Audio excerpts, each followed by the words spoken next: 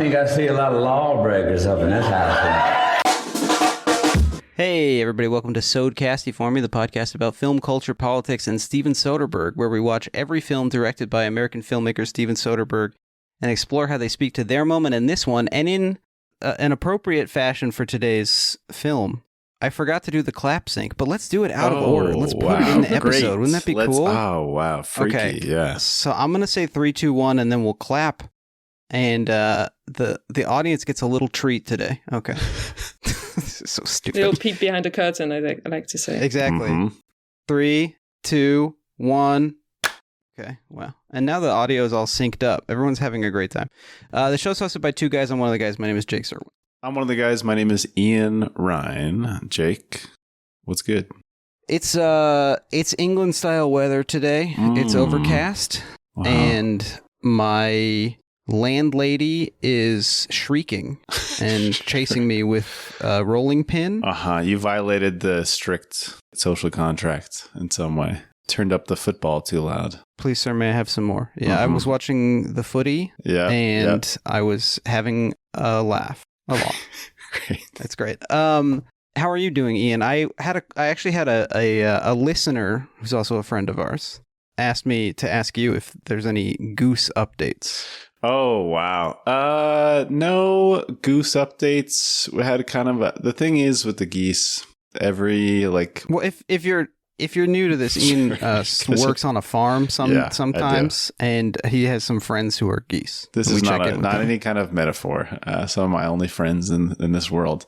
And they hate him. They do, yeah. So there's some of the geese who aren't geese, they're ducks. And one of them had an egg, and that was exciting, but the egg didn't seem to be fertilized. Didn't amount to anything. Okay. So practice. So many of my friends, yeah. A lot of your friends seem sexually to be incomplete. Eggs. Yeah. Yep. Mm-hmm. Yeah. So that's the only update I got. That's great. Thanks, man. Yeah. I don't know where the sound effect is for that, so I'll just say honk honk. Great. Quickly, if you'd like to support the show, you can subscribe to our Patreon, $5 a month, bonus episode every other week. We cover assorted ephemera surrounding the filmmakers that we talk about. We've recently covered Get Shorty, and I think when this comes out, we will have covered Jackie Brown. I think that's so right. we've changed course, and we're talking about films people have heard of or seen. So if you like that, go on over to patreon.com/podcasty for me. Let's bring our guest in. Our guest today, very excited to have her, a film writer and curator, the founder and editor of Animus magazine, and also she asked me to point out that she is French, but she lives in the UK. Welcome to the show, Elena Lazic. How you doing, Elena? Thanks for having me. I'm good. I'm sorry for bringing British weather to you. That's okay. I mean, I like it. I'm not like a real sunshine kind of guy. That's why you were asking me, like, have you ever been to LA? I think that's genuinely the number one reason I wouldn't want to go is because I don't think I would be doing really well in like constantly sunny weather. I think it would drive me insane. Yeah, I mean, it's oppressive in its own way. So that might kind of, it's got like a parallel to England in that the weather is making you miserable. The specific weather is different, but the misery persists. It's the same. We also have a lot of class problems here, which would probably feel you would familiar. recognize some of that stuff. Yeah. Actually, I didn't realize before the parallels, but yeah. I was also another parallel. So we talked to your sister, Moni, about Hardcore, the Paul Schrader film. Oh, wow. And then I watched Get Carter in preparation for this film. In the film. Get Carter has a full-on, oh my God, that's my daughter, or maybe... That's my maybe daughter because I maybe slept daughter, with maybe my niece. brother's wife. Yeah. Yeah, that's so even worse. Parallels abound. The hardcore moment, yeah. Very, very strange. Get Cardcore. Is that anything? No, definitely not. Get hardcore. You've been in the UK for a while now, and I know, but you ever have a moment like so many of the Americans in the film we're talking about today, where you just don't know what anybody's saying? I was sort of taken aback by it. These people just seem lost. I couldn't tell if this was just the 90s. We'll get to it, but you ever? What did you guys understand what he said? I thought it was. I mean, it's Terence Stamp. He's yelling most of the stuff he's saying, so it's like pretty easy to pick up. I think he's enunciating quite a lot as well. I don't know if it's because he's aware that he's talking to Americans, but he's speaking very clearly. I had the subtitles on. Yeah, fair enough. Maybe that's cheating. Yeah.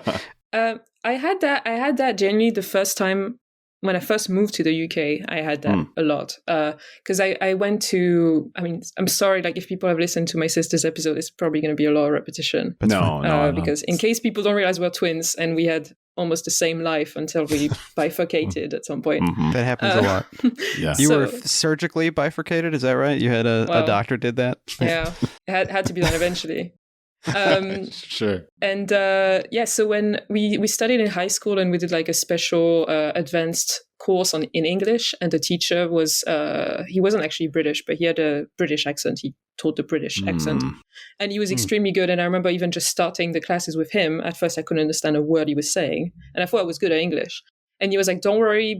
It was like September, and he was like, "By December, you'll understand me." And he was right, and I understood him. Wow. But then when we actually moved to the UK, it took another 3 months to actually understand people because obviously there are loads of different accents in the UK. And so I remember taking a cab one time and I had no idea what the cab driver was telling me. I was just like, yes, no, I don't know. I was just like nodding at him. Yeah. And it can still be difficult. Like genuinely, I don't know if people outside the UK really realize how many different regional accents there are in the UK. And even obviously in London is so cosmopolitan. So yeah, it's not always easy, I will say. But obviously, yeah, I can now watch the Limey without subtitles. Wow. That's very better than one of the hosts of this show. Yeah, I at least one. My girlfriend, she's Mexican, and when we were in the UK, we took a cab ride from Liverpool to Manchester because we had a really tight connection that ultimately we missed. But the Liverpool cab driver trying to speak to us, to her, it was like she had to turn to me for every question. Like, I don't know what this man said. He's talking about some type of stadium disaster. I don't know what's going on with this guy. You know, I don't know what the deal is. Yeah. I mean, and I didn't blame her. I mean, this, like you're saying, when you have like 1,000 years of life in like a single hamlet and people don't leave, the accents get weird. It's they think the people in the next town over are basically like subhuman, 100 Hitlers to them. Yeah. It's like, we can't talk like them at all. I mean, I was surprised even listening to, I was trying to figure out if Terence Stamp is putting this on because he grew up he was like born in East London and lived there a little bit, but then he moved to like a suburb. Mm-hmm. So I was trying to sort of negotiate all of that, and I have no idea. So he's welcome to talk however he wants. Yeah, that's the thing. It's like, I am not actually the most well placed to talk about the distinction between the various British accents that exist, because generally there are like so many. And I think maybe because I myself have an accent and I'm a foreigner in this country, I don't really hear accents that well unless they're really pointed out to me. But obviously in this case, it was quite a pretty strong accent he has in the film. Yeah. And I think it's just a Cockney accent, which is basically the same accent Michael Caine has. Mm-hmm. And they're two of the most famous British actors in the UK and beyond. So I think, if you hear them, just know that's the Cockney accent, basically. Right. And the Liverpool accent for me is like always is the Beatles, which is very different. Oh, sure. Yeah. Well, but the thing with I think Terence Stamp says daughter, and I think Michael Caine says daughter. Yeah. So there's that the glottal aspirated T or the glottal T, whatever. So all these guys they're messing with me. What I've heard is that basically anybody under 60 who has a Cockney accent is putting it on, which I think puts Michael Caine and Terence Stamp in the safe zone, but it basically just doesn't exist anymore. Well, under 60 now, because he was 61 in this. It's wild. Like if you made this movie now and you wanted to cast somebody from like, with this much like screen history, you would cast Matt Dillon. That's a really good point. I was literally thinking about this watching the film. I was like, who would we cast now of that age with that kind of history? And then I was thinking, if someone tried to do that now, like puts like one of those actors in a lead role today, it wouldn't be such a different film. First of all, they would just get really buff and kick ass. Yep. That's what would happen. Yes, like they would just get ripped and punch people. It would be a very different film. Right. And you can't just be old. You can't just be old. It's not You can't just have like a 60s British alcohol power, which is where Terence Stamp's power comes from. Exactly. We're getting so far ahead of ourselves because we have to introduce Elena our asked friend. A type of one question she asked. I don't know. No, we're getting ahead of that even. Okay. Because we have our friend. You're right. Our friend who's with us. That's true. I'm so sorry. So on these Soderbergh films, we're joined by a friend, the virtual assistant from the 2022 Steven Soderbergh film Kimmy. it's Kimmy. Hey, Kimmy, what's up? Hey everybody, it's me, Kimmy, the digital assistant. Oh, hi, Kimmy. How you been, Kimmy? I'm doing fine today. Okay. Yeah, she's doing good. Wow. Sometimes anything- she's got like harrowing updates, but she's fine. Anything going on with you, Kimmy? The movie inspired me to write a screenplay of my own. Wow. Oh, that's very nice. It's about two guys who host a podcast. Mm. I'm calling it The Slimy. Okay. Oh, wow. All right. That's fine. I mean, I feel like Which she one may is the have used this. slimy? Oh, Which one of the like- two?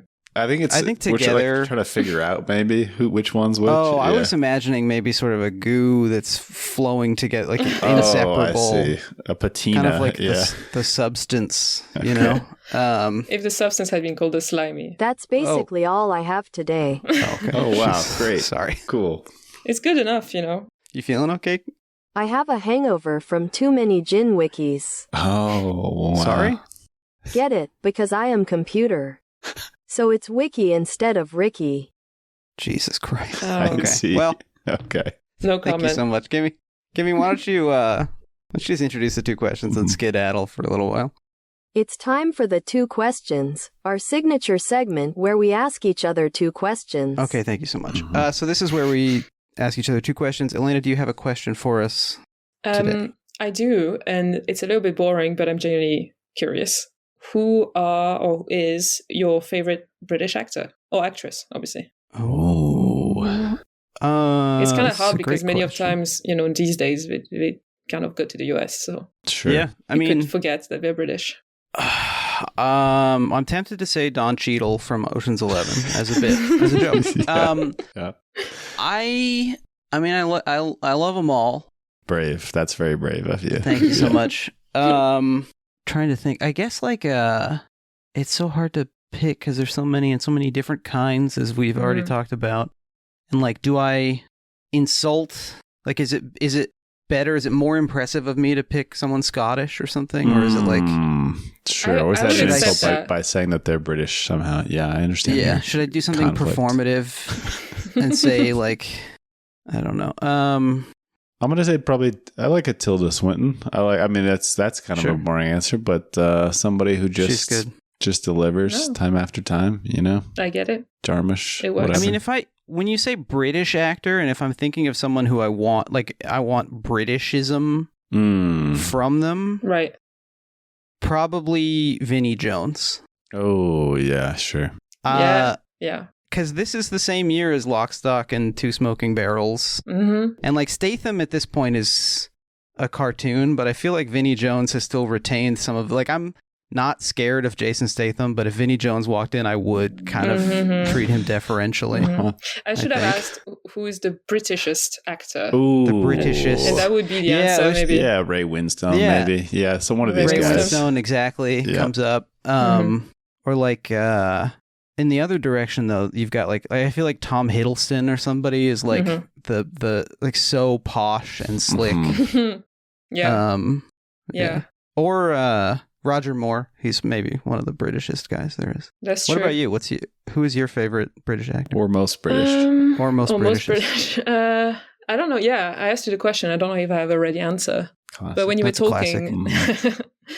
talking, I was thinking I really like Ben Whishaw. Oh yeah. Oh, sure. I think I he's haven't. fantastic. I guess Passages, maybe the last Ben Whishaw thing. I don't know what No. else. What else has old Ben been up to? I like the hour. He's a lot. Paddington. Paddington. He's Obviously, he's Mr. Paddington. Paddington. That's a good point. Who is a very British bear. Yes. Well, And yeah. it's his immigration is part of his Britishness, Mhm. as the film teaches us. That's beautiful. I Coming am. to Britain is- yeah. I could be any day now, kicked out of the UK because I hate those films with a passion. I Great. can't stand them. I find them absolutely unbearable. But it's not Ben Whisshaw's fault. Unbearable. He's fine. That's He does a the good last thing job. I would say about those Unbearable. films. Actually, you were talking about like who's the most British actor, and when you were saying that, I wasn't thinking Vinnie Jones. I was thinking Hugh Grant.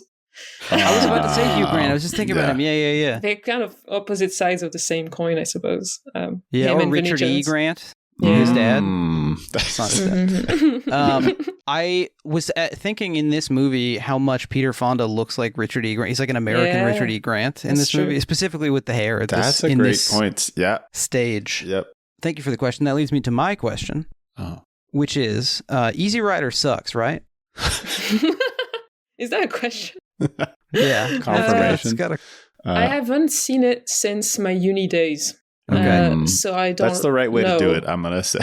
Yeah. Did No, you? but genuinely, I don't know. I think I did like it when I saw it, but maybe it's one of those films that like now probably can feel a bit forced or mannered or something, but at the time was like extremely shocking. I don't know. Yeah. How I do you think feel? the Do you film- genuinely don't like it? I think the film works maybe even better for me now because they're Interesting. unlikable. They're like now to me there's no longer a veneer of cool or something, or like trying to see these people as countercultural people. They're so clearly like totally self-involved. I mean, it's like Yeah. a perfect encapsulation of white hippiedom or something. Maybe you're able to kill the author in your mind a little bit more than I am, because I find I think of the film as being so, if not celebratory, like the film feels like it's doing something. Like the film, I think, has a sense of its own importance Definitely. that I find. And I just think like Vanishing Point, which is also a film referenced by this film, Yeah. does a lot of what Easy Rider does better, and so does Five Easy Pieces. And like the two of those movies put together, yeah. I feel like you get everything that Easy Rider has, but like I also just hate Dennis Hopper. I have a Dennis Hopper problem. Yeah. It does feel like a lot of those like things that we think of as particularly, counterculture at the time in the 60s. It feels like a lot of counterculture stuff were announcing themselves as counterculture instead of just being counterculture. And it's like, it was Look how a freaky whole we lot are. of like publicity stuff, Yeah. I can believe that. But I need to rewatch it though, because I saw it at a very impressionable age and I wasn't sure what to think, I think, at the time. I was just like, oh yeah, this is clearly an important film. I like all of the stuff that Jack Nicholson is doing in it. He does a weird thing with his armpit. Because, like, he has like a weird little dance he does. With his I don't armpit? remember this. Yeah, he's like, because remember they run into him, like they're in the South somewhere. They run into him, and he's like a college student who's like drunk all the time, and he does like a weird, like, it's sort of like a chicken dance thing or something. Okay. But it's incredibly unsurprising to me that this has stuck with you. It's like, wow, this guy's doing some important stuff for America. Yeah. Well, it's like a party trick he has or something. It's like a tick, or kind of like, because he's too manic. He's too like, yeah. He's kind of harshing Putting the them off. mellow Yeah. or whatever. Yeah, that's this I recall. Yeah, but I'll have to revisit. I'll see if there's a supercut. I'm sure there is. Somebody on TikTok has put together like a fan cam of Jack Nicholson and Easy Rider. Can I ask a quick third two question? Yeah. Cool. What did you not die from? That's my question. Because in this film, Terence Stamp's character is extremely convinced that his daughter did not die of like a car accident because he knows. Interesting. What does he say? Something like self-control like defined her. She was a person of. Okay. So are you saying, like, in the event of our mysterious death? Yes, this is exactly what I'm saying. Would our loved ones What's know like a signal, a clear signal that Okay. you didn't die of this? Yeah. Oh my God. I tend to be quite paranoid and like hypochondriac a little bit. Okay. So I think anything, I could die of anything. So Okay. Elena I will don't know never if I- die. And if she ever Yeah. dies, Yeah. something's gone horribly wrong. if I die, it's I think- definitely yeah. something suspicious. Yeah, great. I don't know. Do you have an answer, Jake? I mean, I was thinking like under eating. Ah. Because I'm a snacker. Yeah. You know, Yeah. that's never going to be a problem unless I got like a parasite or something, which that sounds actually, I probably have one. But he should work a little bit harder because, just to counteract some of the chips and stuff. Yeah. I guess an answer for me could be like bungee jumping or something. I would never do that. Okay. You're So not going to do that. if I mean, I kind of high-risk found behavior. dead from some like extreme sport, like no, I didn't. Okay. Didn't do All right. that. And you don't have any desire to like conquer that fear, do one of those, No. like a, No. Exposure My- therapy my- is fake and it's for cowards, is what you're saying. Yeah. I just don't think it would help me. Like it's like taking planes. I hate taking the plane because you feel insulted by Right. how long it takes and you're Mhm. forced to Yes. buy Agreed. stuff and it's so humiliating. Yeah.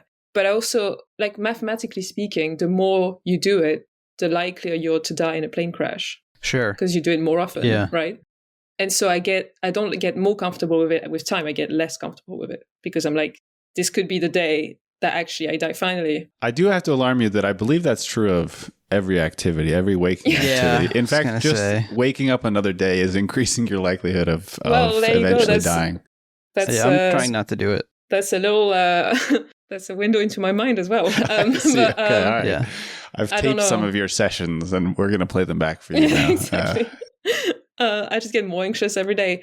But that's what I'm saying. Like, I think if I did one of those like extreme sport things and I didn't die, that would not prove it to me that I would never die of it. Sense. Like, I would just be like, I was lucky this time. Mm-hmm. I don't know. Also, that's the type of fear. Any benefit to facing it? I mean, what is that releasing you from? Like, I guess this is your point, kind of. Now you're just going to be free to do more insane stuff that you don't really need to do to be alive in the first place. Yeah. Irrelevant to me. I'd be suspicious if either of the hosts didn't take their own lives. Kimmy. That I believe that's my family's feeling if I had to check in with them. Find out that Ian just like slipped and hit his head and they're like, no, you don't. Probably not an accident. Or I guess if I didn't die of like Giardia 2, they would say, Ian's going to get some kind of swamp-borne illness. No, I think my answer is probably if I like died trying to text somebody back like right away, people would say, well, that's obviously not it. Death by quick reply. Yeah. Damn. That's a good question. Thank you for that. Yeah. Okay. Yeah, sure. Let's talk about the film. Let's do it. The Limey.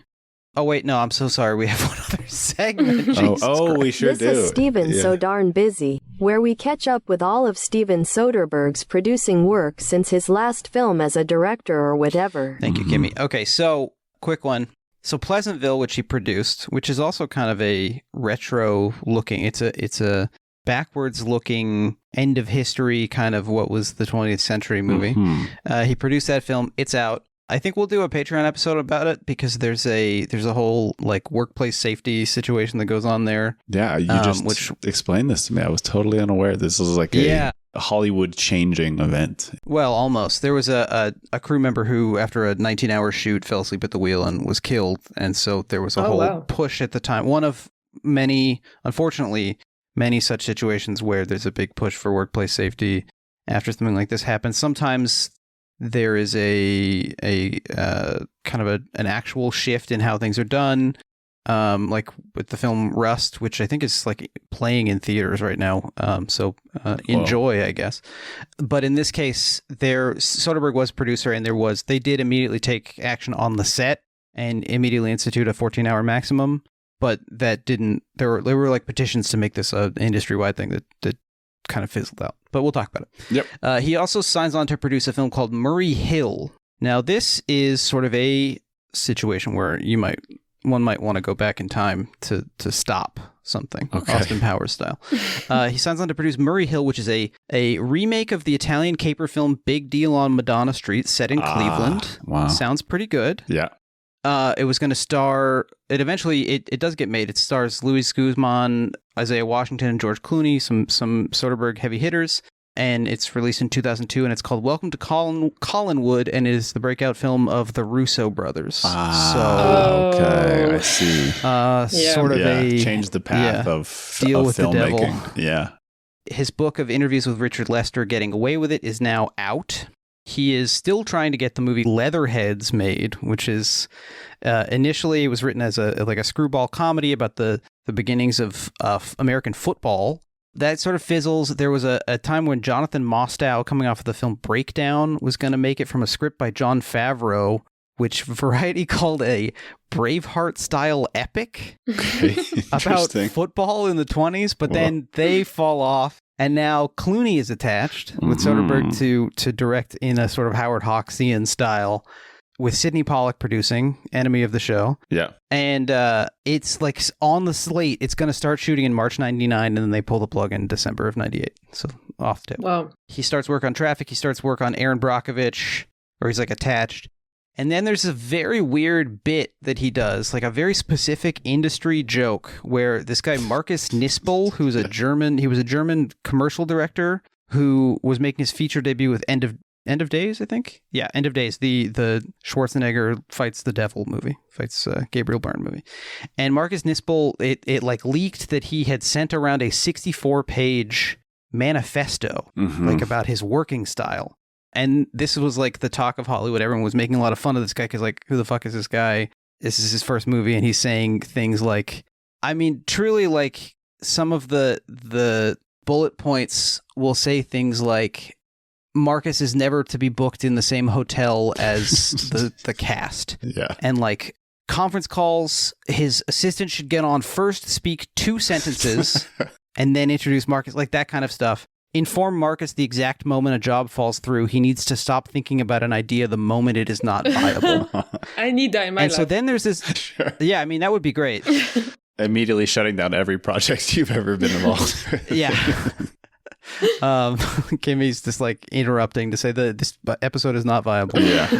So then there's an article in Variety that says even Steven Soderbergh has fallen prey to this latest Hollywood fad. Variety has discovered a secret 10-page document that the director uses as a guideline for his underlings. And this is clearly like a New Yorker shouts and murmurs style bit that Soderbergh just like mailed to the trades for fun. Extremely believable. You shared this in our group chat with to the White Sea Boys, and this is like Schizopolis stuff. This it's is very like, Schizopolis stuff. I'm gonna do like a professional bit of silliness. Yeah, so he writes like, Steven's assistant should inform him the exact moment a date falls through. He needs to stop thinking about a woman the moment she is not viable. Yeah. Like, Steven never stays in the same city as his actors. So like, it's so specific. And and then at the end of the piece, it ran a couple times in Variety. And at the end, it's always like, he's working on the Limey, by the way. So it's like sneaky trade promotion, I guess. So I don't know. He's goofing off. He's having a good time. Anyway. Wow. The Limey. It comes out October 8th, 1999. It's screened out of competition at Cannes that year, along with My Best Fiend, the Werner Herzog film. These are all out of competition. That's the year that Rosetta wins, the Dardenne brothers movie. Cronenberg is the jury president. But out of competition, you got My Best Fiend, Ed TV, Dogma, and Entrapment. Okay. The Sean Connery, Catherine Zeta-Jones like laser movie that is a big influence, I think, on Ocean's 12, ultimately. I think he like shouts it out as an influence on Ocean's 12. Entrapment is a fun movie, and it ends, I believe it literally ends on New Year's Eve, 1999, too. Wow. So it's a good New Year's Eve movie. It's stupid, though. So The Limey. Elena, what's your relationship with this movie and with Steven Soderbergh?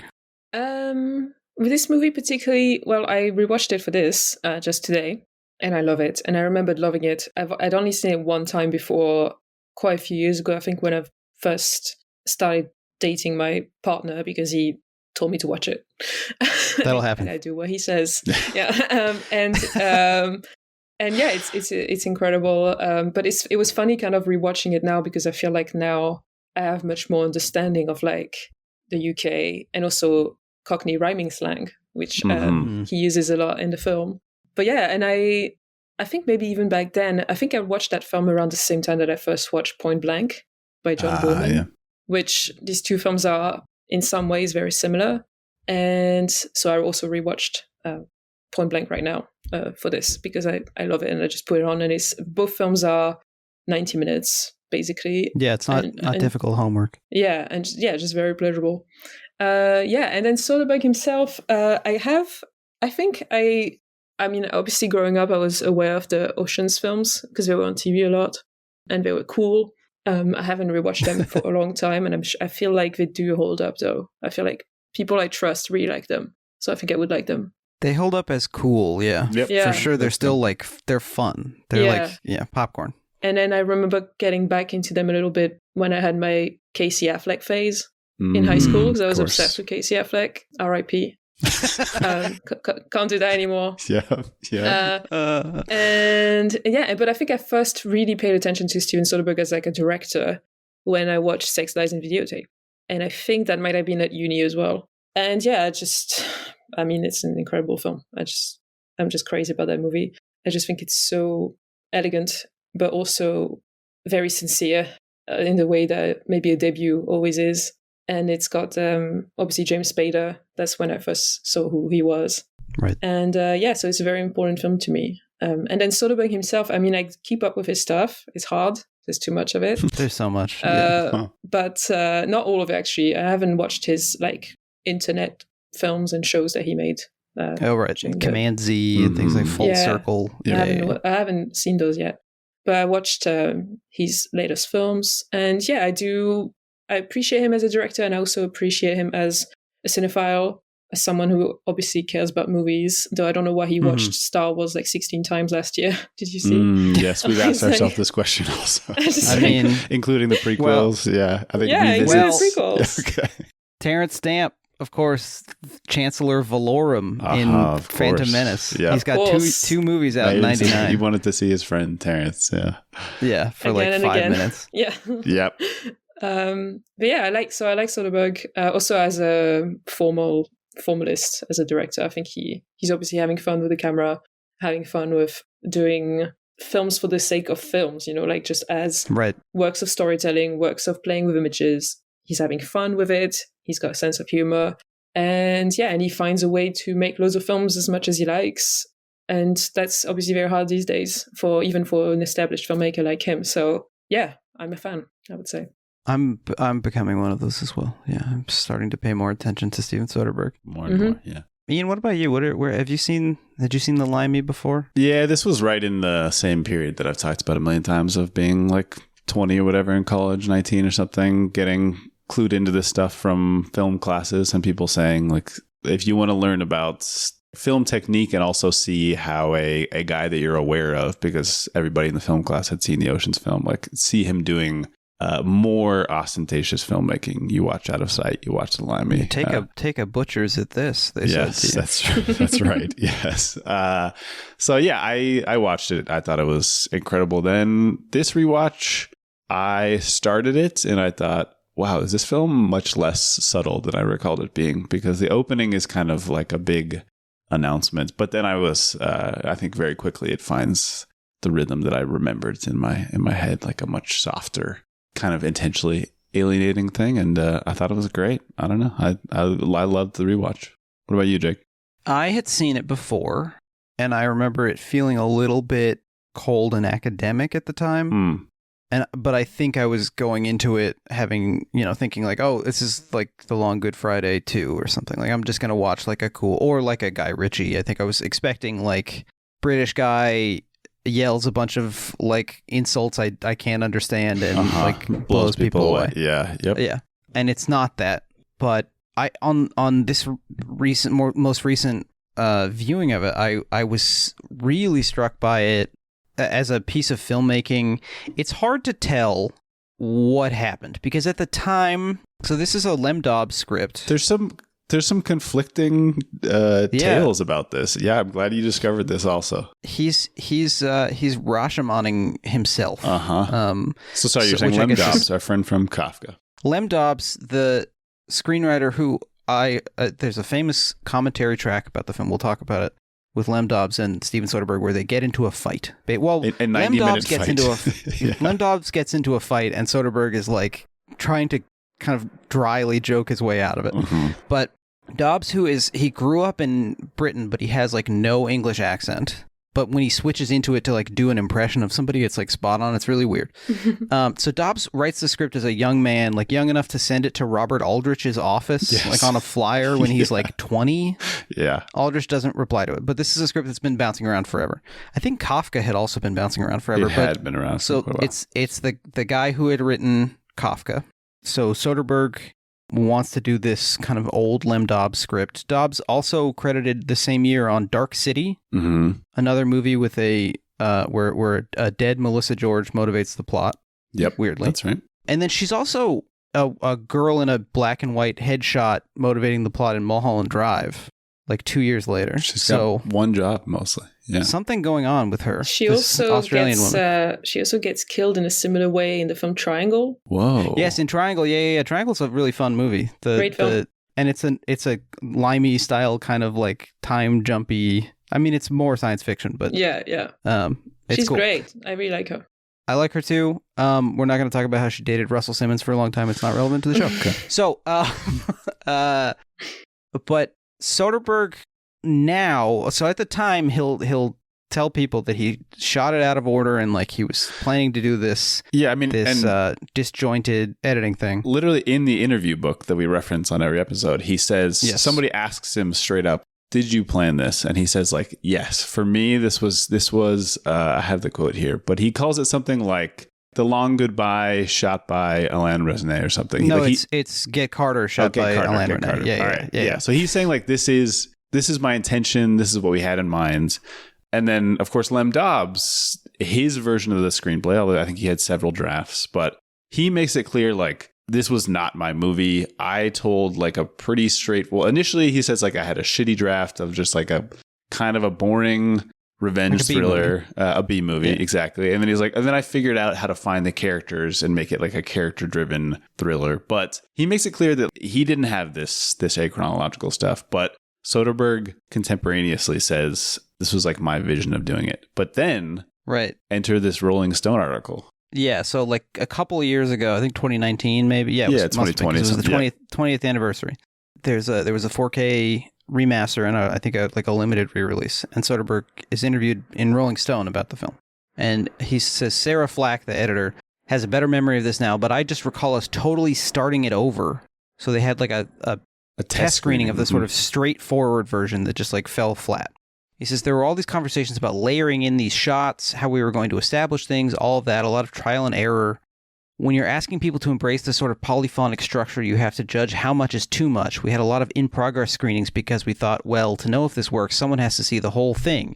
It's like, here's an image we use 5 times. You have to be certain. Should it be 5 times? And where precisely should they occur?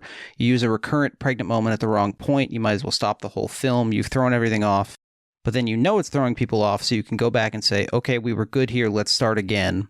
So clearly this was something that was totally found in the edit. They did go back. He says it was a disaster, that the first screening, he's like, it just didn't work. The movie did not work. Yeah. Nobody cared about it. And then they had to do reshoots and stuff to find, he says, like these abstract moments, the wind chime. People like a lot of moments Peter of Fonda like looking out from the deck and stuff. Wait, so it's not clear basically when he decided they would have this like weird structure. It seems like it was after they had shot the movie and started editing it. It does feel like some of those images of like people just looking and stuff, it almost feels like they're, in between moments of like actors getting ready. Mm-hmm. So it's like maybe they used that. Like generally they were like using it. He talks a lot about how I think his directing style evolves on this movie, because he talks a lot about wanting to give the actors, especially Stamp and Barry Newman from Vanishing Point, who plays Avery, and Peter Fonda, like room to do whatever they wanted. So he shot a lot with available light. Like almost all the movie is just like natural light, which I think is great. And he would have at least 2 cameras going all the time and would tell them like, go anywhere in the room, do anything. Mm-hmm. And then after a certain number of takes, they would start to like, Fonda seems like he wants to go over here when he says this line, so they start to block it out that way. But like, it seems like a lot of the process involves sort of unclear when the scene is happening and when it's not. So I wouldn't be surprised if some of these shots are like Peter Fonda thinking about lunch, you know? But like it works. And it's so fascinating because to me, like that is the movie. We talked when we were covering Paul Schrader, who is a guy with a lot going on right now. We'll get to it when we know what's happening. But we talked about his film Dark, which was a recut of his own taken away film Dying of the Light, where he basically took his own movie and like remixed it into like video art, video art version of itself. And this is sort of a similar case, it feels like to me. Just the release that we know is the video art version. There wasn't the kind of dud version of it. He just sort of salvaged it. But like so much of them, I mean, a lot of reviews call it cubist filmmaking. Mm-hmm. Yeah, I want to get to the like popular response, but yeah, Elena, you mentioned John Boorman and Point Blank, which Soderbergh also, he himself says like, I stole all this editing from Point Blank, just straight up. And I think it's similarly, if you try to imagine Point Blank as just like the story of a guy whose friend and girlfriend betrayed him. It's really a boring story. It's like a guy who gets cheated by his friend from the money, and then he wants to get the money back. Yeah. And that's what's good about the film, is because then you get this kind of, it becomes like almost like an existential thing, and he keeps saying like, I want my money. I want my money. I want my money. Yep. Didn't they do like a boring remake of it? Isn't there a... If they did, I haven't watched it. I don't see why I would do that. Apparently it's long. I think it's longer as well, which is usually the Payback, case. the Brian Helgeland film with Mel Gibson. I feel like we yes, did we just talk about this? we did. We shit on it, I think, last week or 2 weeks ago. I think it's not a remake. I think it's like a different adaptation or something. Oh, it's an adaptation of the same Donald Westlake novel. Which apparently, but apparently I was reading about Point Blank, and apparently it was Lee Marvin, who I adore. It was kind of his, like, he was really keen to do this film, and he gave it to John Boorman, and he was like, Lee Marvin himself had like final cut and he could decide everything. And he said, okay, I'm giving all this power to John Boorman. And so John Boorman was like, great. And he made this film. But apparently they both hated the novel. They both hated the source novel, which apparently I think was, apparently I think the novel is kind of cubist, as you say, but apparently they didn't like it. So they did their own thing. But when I saw the Limey, I was like, oh yeah, he's just doing Point Blank. I think that's great. I think more people should do it.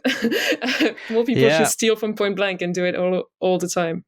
What's bizarre is that Payback came out earlier in 1999. It's the same year. So this is like the second. We might have to talk about the bad film Payback on Patreon. But the thing is, we do also want people to listen. We do, yeah. Although, look, our guest today is... I would listen to an episode about Payback. I was going to say, our guest today is a valiant advocate of doing film criticism for yourself, not for your audience. Exactly. So, I think it's not surprising to me that Payback came out the same year, because to be honest, even though I think this film is great, critics talk about it as like, this guy, he made Out of Sight, which had some challenging stuff. Now he's just like going mad with power. If you look at the source material, we look at Point Blank, we look at Get Carter, that stuff is way weirder. That stuff is way more alienating. Get Carter has like 15 minutes of no plot straight up. I rewatched it for today. And he's on a train for like 25 minutes. He just like wanders around Newcastle or whatever it is and is like kind of looking at like a dead body. You have no clue what any of this is. You don't know his relationship to this person. He's in rooms that are like so corrupted by damp that it's like upsetting to see this person be like, this should be a condemned building that he's acting that's in. just England. It is partly just 1970. That is generally just like England in the 70s. Damp rock in the Atlantic. That's right. But it's true, like rewatching Point Blank, I was so because I watched first the Limey and then Point Blank, and I was like, oh wow, this is like next level weird. Like you have this whole scene. Yeah, you have this whole scene where I think Lee Marvin arrives and he meets his wife, who is no longer his wife. She betrayed him, and he's sitting with her. And initially, it was supposed to be a scene of like he asks a question and she answers, but they realized that was boring because she would know all the questions he would ask. So in the end, it's her asking the question and answering it herself, and he's just sitting there. And like that's brilliant. That's just that makes the whole film so weird and like so poetic and beautiful. And I don't know. But apparently, I don't think that they didn't find it in the edit. That's how they made the film. Yeah. Well, I guess we can do a quick plot summary because the movie has a very straightforward plot. It's the execution that is the whole thing, but it's about a British like career criminal named Wilson who gets out of prison. He's played by Terence Stamp. He comes to LA because he learns that his daughter has died in a car accident, but he doesn't believe this. And so he comes to LA and he finds her friend, Eduardo Roel, played by Luis Guzman, who is the one who like informed him of her death. Mm-hmm. They try to figure out who did it. It leads them to first her acting teacher, played by Leslie Ann Warren, like helps them, and it leads them to this guy Terry Valentine, played by Peter Fonda, who's like a record impresario. He's a rich guy who lives in the hills, and it seems like she was dating him, and they are trying to his security guy, Valentine's security guy Avery, played by Barry Newman, is trying to thwart this. Eventually, Wilson gets to Terry Valentine, who tells him that the daughter, whose name is Jenny, played by Melissa George, as we mentioned, she was threatening to go to the police, like telling him that she was going to go to the police about something he did. Was it drugs? I don't even remember. Yeah, he had been laundering money for drug dealers. Laundering money. Yeah. And he accidentally, he throws her against the wall and her skull cracks open and she dies by accident. And so they stage it as a car crash. And Wilson lets him live because he sort of realizes that it was kind of that her trauma of growing up with a criminal father is the reason that she would threaten to go to the cops in the first place. So it's his fault. Yep. And then it turns out that the whole movie, when we've been seeing him sitting on a plane, he was actually leaving. He was going home. Mm-hmm. He was thinking about what had just happened to him. He had just experienced the movie The Limey. That's right. Yeah. So that's the plot. But it's kind of nice because as you describe it, like, it makes me realize just how much the action is him just kind of being around these guys and making them angsty. But not necessarily really attacking them or anything. Like, he could get to the Terry Valentine probably quicker, but he'd rather just like circle him and make him panic and make him freak out and get all his guys and then eventually get him. Yeah. It's very contrived in a way, and I can see how if you had that in a straight line, that plot in a straight line, it'd be like, why doesn't he just get it over with? But the way it's done in the film with the editing and the structure and like with flashbacks, it's obviously way more interesting. It is. And look, I mean, you talked about that scene in Point Blank where he goes to confront his whatever ex-wife or ex-girlfriend. And even in that, I think he comes in like blasting a machine gun or something, but then she ends up killing herself, right? Sorry to spoil Point Blank, but it's similarly like anti-revenge, where we end up feeling just sad for everybody involved of like, okay, she feels guilty that she did this thing and like her life didn't amount to anything after the betrayal. Yeah. And he sort of doesn't forgive her, but like understands it enough to just leave her alone in her suffering. And she, takes care of the problem herself or something. So yeah. And in the second half of Point Blank, he starts getting many flashbacks to her because actually he thinks he's kind of over it and he's just pursuing his goal, but he's really haunted by the consequence of what he's done. And so it's, very similar to the Limey, where it turns out he's thinking about her all the time. He's thinking about what he's done to his daughter. Right. I mean, some reviews at the time call it like an acid flashback movie, which by including these two icons of the 60s, Terence Stamp and Peter Fonda, the invocation of like psychedelics is obviously it's gonna come up, but like I think it's so much more about like memory and guilt. Yeah. And it's really fascinating because like the 60s are weighing heavily on people at the end of the 90s. Certainly. I have a list. Can I? Oh, sure. Can I provide my list here? Okay. So obviously I've invoked Austin Powers, as I do every episode, but that's a big thing. And Austin Powers 2 comes out the same year as this movie. Forrest Gump is 5 years prior, but it's a big thing. And Clinton, of course, is like the first baby boomer president. There was a lot of controversy about his opposition to the draft as a young man. He like was at the March on Washington, he claims, I think. But then he's also like a third way Democrat. Sure. But like the baby boomers are now leading, they're running things. You got JFK and In the Line of Fire at the beginning of the 90s. In the Line of Fire, another film that has, we talked about it when we talked about Clint Eastwood movies, but it's got Clint and then it's got footage of him from Dirty Harry that's been like digitally inserted into footage of Kennedy, which is interesting. The Iron Giant, That Thing You Do, Girl Interrupted, The Hurricane with Denzel Washington, Blast from the Past, the Brendan Fraser movie, some 50s stuff too. I think Iron Giant is the 50s, Pleasantville, October Sky, and then you also have this torrent of adaptations and remakes of stuff of like pop culture from the 60s. Thomas Crown Affair, My Favorite Martian, That Darn Cat, Lost in Space, The Odd Couple 2 came out in like 98, Dr. Dolittle, Lolita, the one with Jeremy Irons, The Parent Trap, The Avengers, the one with the British one, and Gus Van Sant's Psycho remake. So like everyone is, I mean, the end of the millennium is approaching, but for some reason, and the end of the century, but for some reason, like the 60s are really the focal point. You had a little bit of World War II nostalgia because it was the 50th anniversary in 95 or whatever, but now it's all 60s all the time. I think this is unsurprising. I think that's given as like the classic distance, right? It's like 25 to 30 years. Sure. Like that's when people feel like, okay, now we can look back and see this thing as a piece of history. And I mean, of course, not to do the corny internet stuff, but we are now looking at the 90s from the same distance. And we were looking at the 80s just a few years ago. Yes, we were. Yep. But I do think that like the framing of the 60s is like the most important thing that ever happened. Like when we look at the 90s, it's more, I mean, some novelty of the smart geniuses like you and I are looking at it as like a important political moment. Yeah. But most people are like, don't remember a Goofy movie. Like that's the majority of 90s re-examination is like, hey, we should make Hocus Pocus 2. So like it's an interesting the perspective on the 60s in a lot of these movies is like sort of nauseatingly self-congratulatory. Like look at all the change we did. Look how great we are.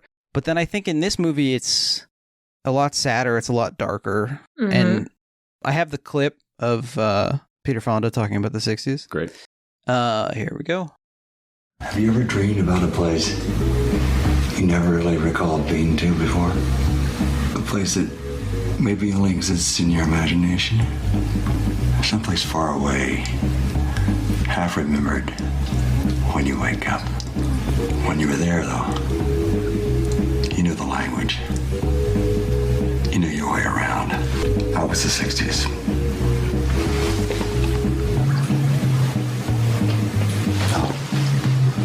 It wasn't that either. It was just 66 and early 67. That's all it was. Which I think is a great moment. And also I cut like a full minute and a half of pregnant pauses out of that.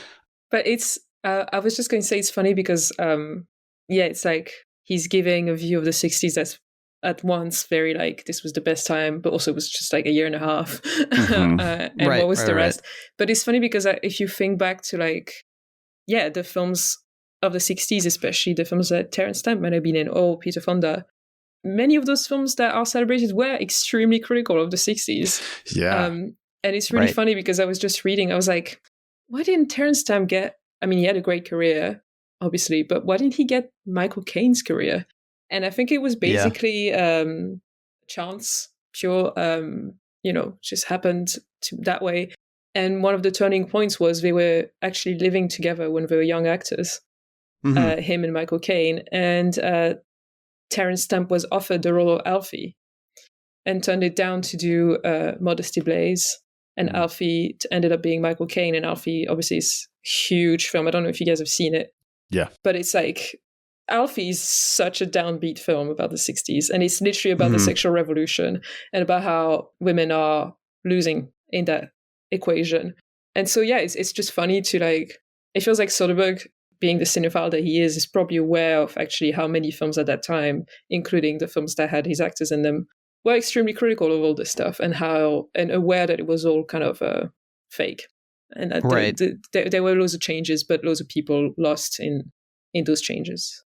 I totally agree. And it seems to me, my perception is that Soderbergh is both of the age where he feels some of the nostalgia and is aware of this criticism. Alfie's a great example of a film where this self-involved guy basically like leaves all these women out to dry, and we witness their suffering like very visibly and very painfully as the fallout of his like sexual libertinism. But I think Soderbergh in the interviews book, he talks about how he, when he was interviewing Richard Lester was talking about the making of Petulia and the fact that there was like this turn from 66 to 67 where he could see that the people who had been optimistic and had been experiencing this whatever sexual drug fueled liberation moment suddenly were seeing the darkness of it creep in.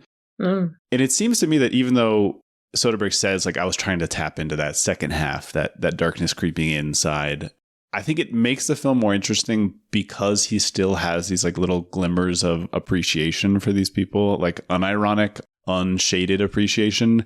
And then he adds in this element. I think if he were just operating from a place of pessimism, the film wouldn't like trick you into understanding what these people were after, right? Or like what the appeal is. But I think it's made more interesting because it's clear to me that Soderbergh admires these people and admired Terence Stamp and admired Peter Fonda and thought that there must have been something real, even though I agree with you. I think from our perspective, it's clear that even the people then, including non-white, non-wealthy San Francisco residents, were pointing out the shortcomings of a time like this and saying, hey, like there is a fight and we are achieving things, but this is not some type of like beautiful utopian moment. Yeah, I mean, I have a couple of things. First of all, I can explain where Terence Stamp went, why he didn't have Michael Caine's career. He was trapped in the Phantom Zone for a lot of that time. Yeah, of course. By the people of Krypton. Yeah. In a little square. Yeah. Second, we talked a lot during our Clint Eastwood series, especially, and like on our Dirty Harry episodes about the dark side of what's thought of as the 60s summer of love kind of sexual and consciousness revolution period. There's a lot of this was opportunities for men like Terry Valentine to like drug women and sexually assault them, and there was a lot of within these anarchic commune spaces. There's like beautiful possibilities going on, and then there's also a lot of advantage taking. I have a quotation here from the book Set the Night on Fire, which is a history of LA in the 60s by Mike Davis and John Wiener. For the past half century, a number of stereotypes have framed our recollections of this age of revolt, but the Los Angeles experience confounds most cliches. In the standard narrative, for instance, college students organized as Students for a Democratic Society and the Student Nonviolent Coordinating Committee and the Free Speech Movement in Berkeley were the principal social actors, and the great engine rooms of protest were found at huge public university campuses in places such as Berkeley, Madison, Ann Arbor, Austin, and Kent, along with some historical black colleges and several Ivy League schools. In Los Angeles, however, it was junior and senior high schools that were the principal battlefields, and the majority of protesters were black and brown. Indeed, as many as 20,000 inner-city teenagers and their white West Side allies participated in walkouts and demonstrations between 1967 and 1970. Members of college radical groups as well as the Black Panther Party played significant roles as advisors to these protests, but the, quote, indigenous teenage leadership was most important. These struggles recruited hundreds of kids to groups like the Panthers and Brown Berets, and gave birth to a unique high school New Left formation. So it's interesting, like the movie is from the perspective of these guys who obviously just like weren't privy to this and like, of course, thought that their version of events was like the most exciting thing happening because that's how most people are. Yep. But the movie kind of elides that aspect of the popular conception of the 60s, especially, the Tom Brokaw version of like, this is the century that was, they'll show like, Abby Hoffman outside of the 68 Democratic Convention and ignore that there are like Black Panther free lunch programs going on at the same time. I don't think the movie is like ignorant of that necessarily. It's like not in the purview, but I guess that there's a chance that it's a critique by omission, by showing that this Terry Valentine guy, like he's now just a rich dude on the hill, throwing a party. Yeah, I think so.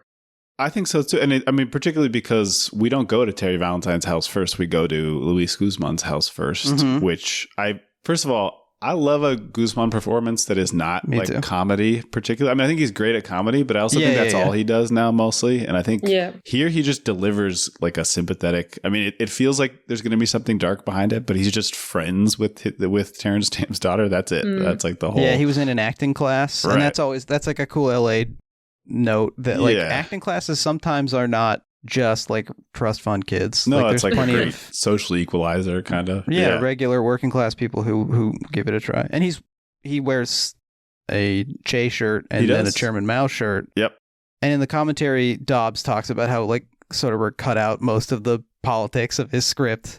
There's like a lot of stuff on the cutting room floor. Like Anne Margaret was in this movie as Peter Fonda's wife or ex-wife, and she's just like gone. Yep. Oh, that's such a shame. Exactly. But like there's all this stuff about like Terence Stamp's character's boss. He talks about his boss a lot, and he had this conception of like Wilson as employee and Valentine as employer that all got cut out. So Dobbs he's butthurt about a lot of things, but including the absence of politics. But I think there's I listened to it and I think I do understand. He also seemed to be mad because there was like Variety critics at the time saying like the script is too pared down. Like there's not enough here. And even people who liked the film talked about substance over style. It's not my fault. It's your fault. Yeah. So I think he was upset because he was saying there was a complex story. But given the type of story that it tells, I think in some ways it functions better because like we're saying, I think we seem to all agree that this film that's mostly about like his memory. The fact that I initially watching this movie was thinking like, well, are they just replaying these like two moments of his daughter's life? Is that kind of, is that maybe like minimizing how much of a connection we feel between them.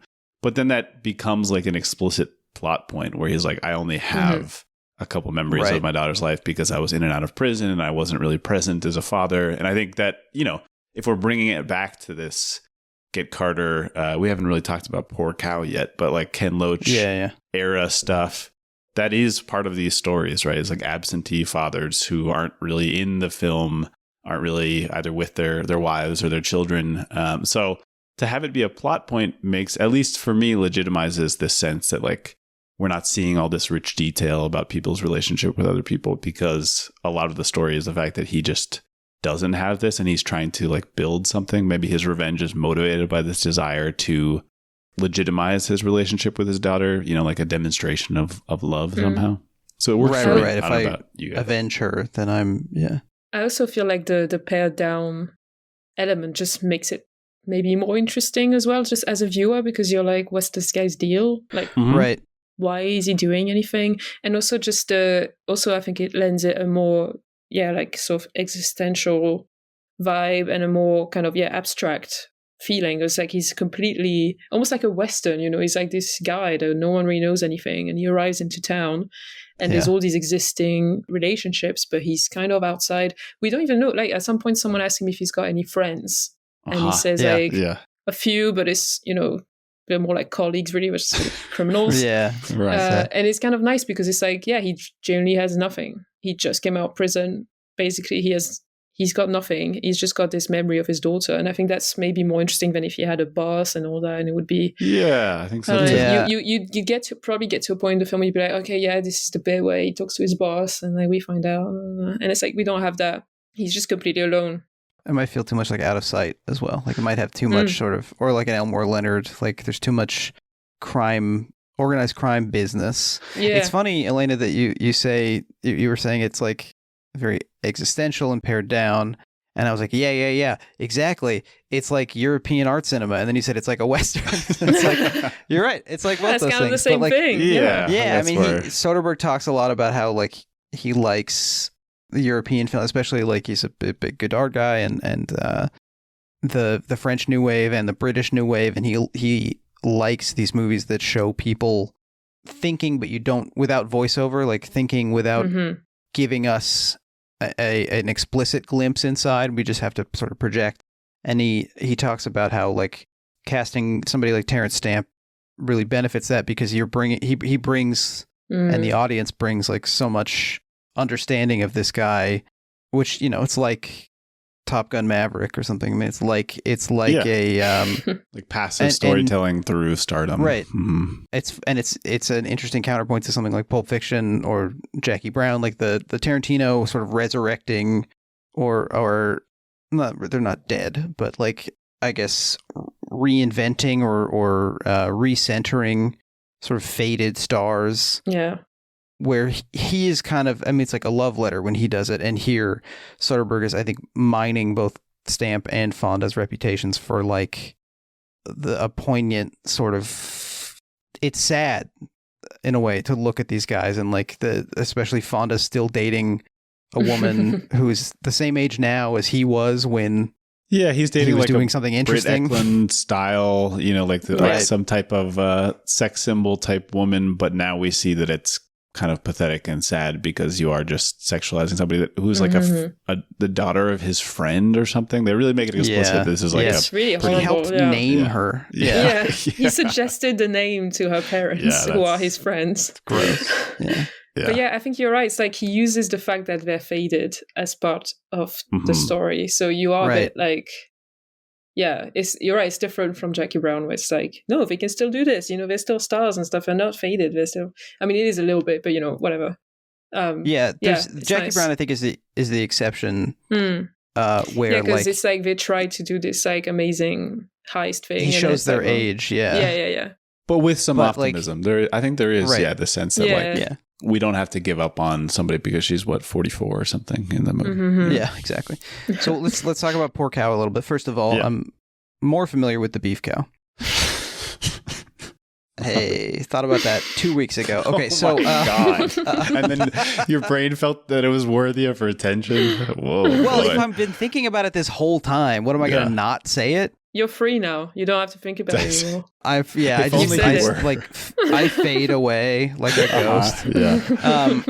So Poor Cow is Ken Loach's directorial debut, and from 1964, 67, I think, and it co-stars Terence Stamp, and so footage from Poor Cow is used during the film as footage of the young Wilson character. It's like as part of his memories, and because of the way that it was shot and the way that the elements look now, it like looks like 8mm home movies a little bit. Yep. Soderbergh actually hadn't seen Poor Cow because it wasn't available in the US. So Dobbs told him about it. Credit to Lem Dobbs. Yes, he said that Lem Dobbs had it on what I believe Soderbergh called a 5th generation videotape. So they were. I think that's where they got this stuff from, right? This is not like drawn from high quality studio footage or something. So I think that also helps create this weird 35mm to VHS transfer or something quality. Right. Which like that's how memories are too. Yeah. You know, it's like a tape over a tape. And Soderbergh also says that Poor Cow is one of the few films where Terence Stamp looks normal, where he doesn't have like bleached hair or he's not dressed as like Casanova or something. But he in the film, I haven't seen Poor Cow. Me neither. I have. Now this is what I'm saying of like it's is weirder. It good? First of all, I think it is good, but people did not understand it at the time. I read The Guardian reprinted a review. I always appreciate this, like a little bit of journalistic honesty.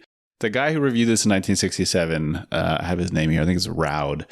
He just thought this was like a piece of junk. He says something to the effect of, I don't understand why you would watch a movie that is like unrelenting darkness. He says there's so much ugliness in the movie. What I hated the most was the tiresomely obvious documentary shots constantly thrown in to emphasize the ugliness of our couple's surroundings. Every time they cut from our hero and heroine, it's to somebody old or wrinkled or scarred or blemished or gross. Which is like, Welcome to the UK, to Ken Loach the 60s. world, basically. Yeah, exactly. I mean, it works for me. I liked it. It's a little bit uneven, but the film opens on like a teen birth of a woman unaccompanied by her husband. She goes home and she's like, hey, you didn't visit me in the hospital. And he's like, well, I had to go make some money. And it turns out he was down at the pub or something. But yeah, I mean, it's just like early Ken Loach figuring out how bleak he can be. I actually think it's not even on the level of like a Kiss or something where we really see how dark you can get. But it's just very effective, I think, mixing a little bit of thrill from a heist with social realism about working class Brits in the late 60s being abandoned. My understanding is that the Terence Stamp character is not in a ton of it, and that they used like a good portion of his appearance in the film in this movie. Yeah, they do some creative stuff where they're also borrowing. They like have the police arresting him in the car, but that's actually the lead woman's like first husband that they're arresting in that car. Okay. So they're just being a creative. Guy. Yeah, exactly. Yeah, it's cool. It's like it's a little bit of like 90s style postmodern sampling type stuff. Yep, definitely. And then they also shot footage of this young child actress and like inserted it. Some of it's digital insertion, I think, and some of it's just like cutting to a similar looking scene. Mm-hmm. And they also did, and this is a little bit of French culture that I am familiar with. Okay. The scenes of the sort of flashbacks to Jenny, grown up Jenny, where there's this kind of smeary light. Uh-huh. Doesn't that kind of look like the old Studio Canal logo? Oh my god. It really does. Think about that. This guy's watched a lot of opening to movies. Yeah. Well, then there's for a little while, there was that Studio Canal logo that was like a blue sky with like a bunch of cartoon sound effects. Do you remember that? Yeah, I do. Yes. It's like what were they thinking? Bird sound effects. It's really and stuff. loud and kind of you guys horrible. are supposed to be like smart, you know? And that's I know, like, that's we the don't French have- secret, though. Yeah, we should have like very elegant logos, and for some reason we really don't. Yeah. I don't like it. I agree with you. But Soderbergh talks about how that was inspired by Saving Private Ryan, which is really funny to think of. Like, you know what movie I should pull from visually for my like stripped down crime thriller is Saving Private Ryan. This was so surprising to me. Yeah, I saw that same thing, and he's talking about. I guess you have to like pull the film through the gate or something. This is the kind of minutia that I just have to take his word for it. But yeah. It's a cool effect. Yeah, It's a cool effect. I don't think of Saving Private Ryan as being like. I think it works in this movie. I think Soderbergh in this to me is like a turning point in his career of maybe leaning too much into this stuff for like clarity of visual storytelling. But Yeah. I think it's, to me, the Limey sometimes is writing the line, like the moment where he is realizing that Peter Fonda was upset at Terence Stamp's daughter for doing this thing of like pretending to call the police. I guess I have to give credit to Soderbergh because he seemed to be worried that people wouldn't get it.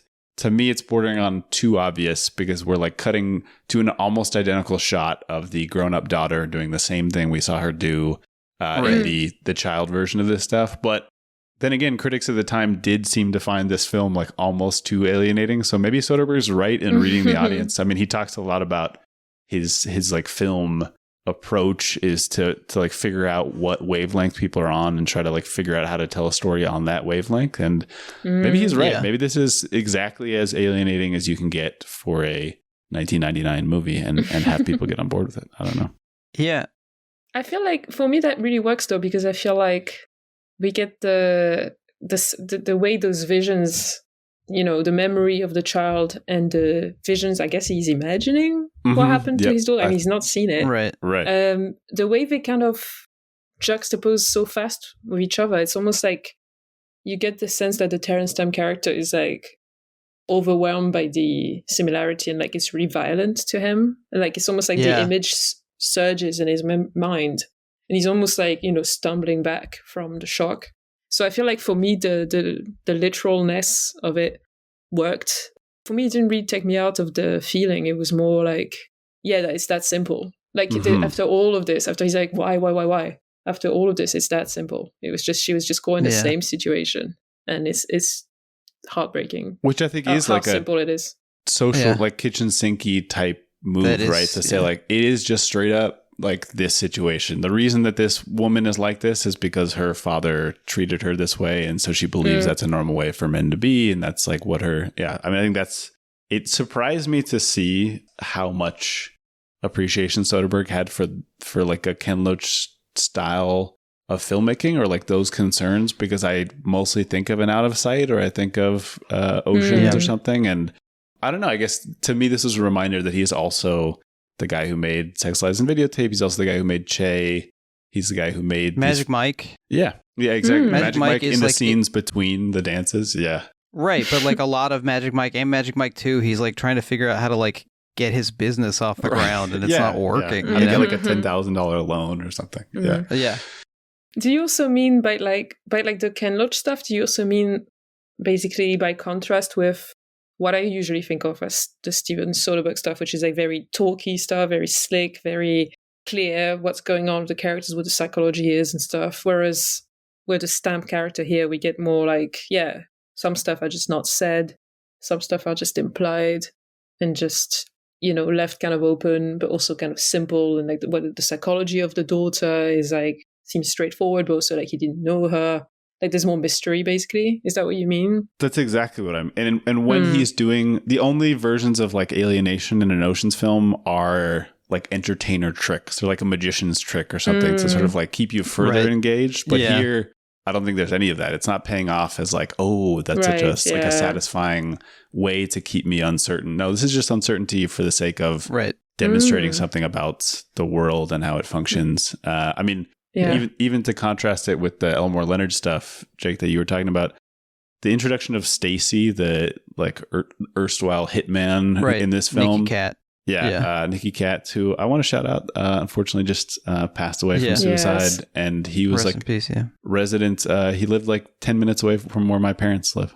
And he was taking care of his like aging mother until a year ago. So, oh wow, he's going to come up in a couple more Soderberghs as well. He is, we get a couple new like regs in this film, but I think the fact that his storyline is like totally abortive, right? It's like we think that he's going to become this sort of like tricky player in the heist. It's all going to get messy, and he's going to try to get the briefcase that he imagines is there. And then it's just none of that, right? He fails to kill him once and the DA grab him, and then he goes to kill him again and he gets shot by Barry Newman. I don't know. It's kind of like denying those impulses. Do you think this is like, like Soderbergh being like, I need to inject some Britishness in this. So I'm going to have these like American characters who do these American type things that you expect from an American character, but I'm also going to stop them because British. Yeah, I think so, basically yeah. because Kinda feels that way. because of the realities of like the British working class or something. Yeah.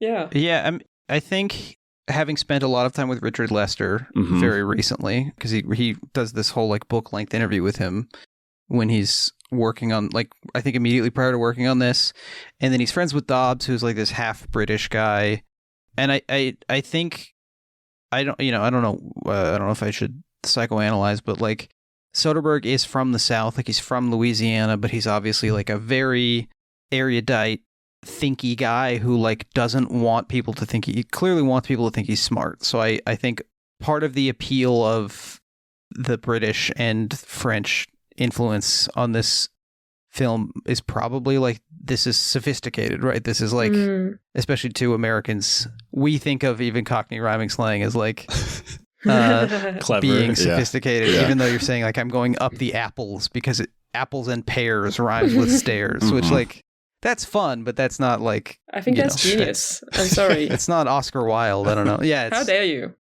it's cool to trick to try to trick the cops into not knowing what you're talking about. I think that's cool.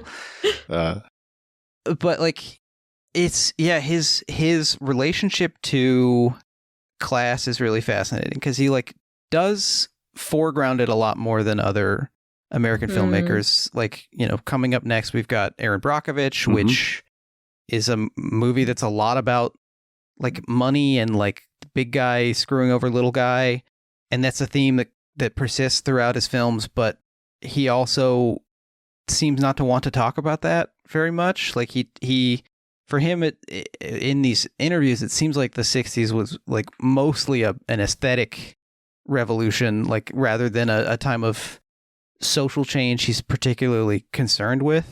Mm-hmm. And so yeah, it's his interest in, like, I think when I think of Britain and British film, I think of class. Like, I think this is like the most sort of nakedly obvious place where like you can see how class works. But it's funny as well and, because like the 60s in the UK, it was not about class. It was about the Beatles. It was about the Rolling Stones. Right, exactly. This it is was a moment about where like the culture. lines are blurred because like you can somebody like Terence Stamp, somebody like these four lovable lads from Liverpool, I like to call them. They can like kind of crack through and like I mean, even someone like Austin Powers, who has bad teeth, manages to be a sex symbol. But then the end of the 60s in Britain is the same kind of fall that we have here, right? There's a famous like white paper called In Place of Strife that the government wrote about how we should maybe try to limit union power, and that caused like such a backlash with trade unions that it basically brought about like the like re-rise of the Tories. So they like shot themselves in the foot so badly that they like created Margaret Thatcher. And I don't know. Yeah, I mean, I think it's the fact that he's drawing from like Mike Hodges, the guy who made Get Carter and also made Croupier the year before this in 98. The guy who's like saying like, okay, I can tell these. Wait, that's the same guy? That's the same guy. You better believe it, my man. Clive Owen? Yeah. That movie rules. Yeah. Wow. So look, this is the same guy saying like, look, I can take these B stories. I mean, elements of Get Carter are like kind of nasty to watch because there's a shot of like a woman's ass walking up the stairs for like 10 seconds and that's like the whole point of the shot. There's nothing else to it. Right. And but it's also a film that, like we're saying, has such bleak class analysis that it's just about like, what can these people do? All of them talk to each other in terms of their class, in terms of their like class appearance or their ability to do this. And Mike Hodges and his DP on that film, this guy named Wolfgang Suskitsky, I'm not sure. They came out of like local UK documentaries about like cultural affairs and like what was going on in the world. And people talked about it at the time as like weirdly inserting concerns about British industrialism into a B movie. I mean, the fact that we get like a long shot and Get Carter of like coal residue being dumped in the ocean or something, on like one of the ugliest shots I've ever seen on film of the ocean. And then the body of a like it's used as body disposal. Right. So there's like a human being dumped in the ocean with the coal. Yeah. So But I think it's funny what you're saying about inserting class consciousness, because like a lot of those directors, like in even the ones that are famous now in the UK, they all came up through TV documentary. They all like Mike Lee famously, Ken Loach. exactly. And then what you were saying about Get Carter makes me think, I don't know if you've seen the very famous clip of Bob Hoskins from promoting the Long Good Friday. Have you seen the Long Good Friday? I don't think so. Maybe remind me. Long Good Friday is incredible. It's Bob Hoskins' gangster film. Helen Mirren's in it. Right. And the clip is Bob Hoskins being interviewed. I think he's interviewed for this film, like to do promotion. And he's basically talking about the redevelopments they're going to do along the Thames. And about how like they're basically casting making it so that local people can no longer live there, and like pricing them out. He was like extremely class conscious because of course he's not posh either. And so it's like, because of the where these directors come from and where these stars come from, it's like they do seem keen to insert their stuff when they can in British film. It's kind of inescapable, feels that way. Right. I mean, and Bob Hoskins returned to this theme pretty explicitly in Who Framed Roger Rabbit, because they're doing the same things to the tunes. You're not wrong. But like the LA of that movie, the LA of this film and of Who Framed Roger Rabbit, very different, because we don't really see like the extraordinary redlining of LA. I think in '64, James Baldwin said that there was no difference between Birmingham and Los Angeles. Wow. Oh, wow. Yeah. So, yeah, I mean, you do get the Guzman character. Which is like what? It's like Eagle Rock or something. Where do you think he is? And I mean, he's probably in Echo Park. Echo Park, yeah. He's like outside of downtown. You can see downtown somewhere. Yeah. Well, and then there's the whole line about like you could see the sea if you could see it. Yeah. Such an incredible line. But he also points out, he's the one who says like, Terry Valentine, he never smiled at me. He's like, this is there's still divisions here, despite this guy being like a guy who made money off the back of the Beach Boys or something in the movie. Right. I think he was based on the guy who produced the Monkees. Okay, sure. Whose name escapes me. He's one of the BBS guys. Him with Rafelson and the other guy. I was thinking also of Punch Drunk Love, not just because Luis Guzman is here, but like the particular parts of LA and the sort of weird, is this actually happening, or am I seeing into the mind of someone who's like freaking out? And the particular way light is captured reminded me also of that movie. And then I was thinking a lot about The Underneath, which is a Steven Soderbergh film most people have not seen because it's just okay. But prior to this, it was before Schizopolis. It was the movie that he made that kind of like burned him out, and he had to go. He went home to Baton Rouge and shot some like just wacko thing with his friends, basically. But he tried to it's a heist movie where he tried to insert some kind of like fragment stuff and some time jump shifting, and it doesn't quite work. But like this feels sort of like a more successful version of that. I don't know if you picked up on that at all, Ian. I totally agree. And he's even using some of the same color cueing stuff, but maybe more subtly, where it's not like he's not using it to mark. Well, he does use it to mark specific times. I take that back. But he's also just using it within the principal story. Like he goes to the warehouse. The warehouse is like green, not diegetically, just like everything that just no, visually. It is diegetic. That was the fluorescent lights in there. Like okay, all right. Yeah. Well, it looks great. Yeah. It was really effective. And then you're right. I think part of why this maybe seems a little different than Underneath is that he seems to make it feel, although he did this in the Underneath too, so I guess I'm lying.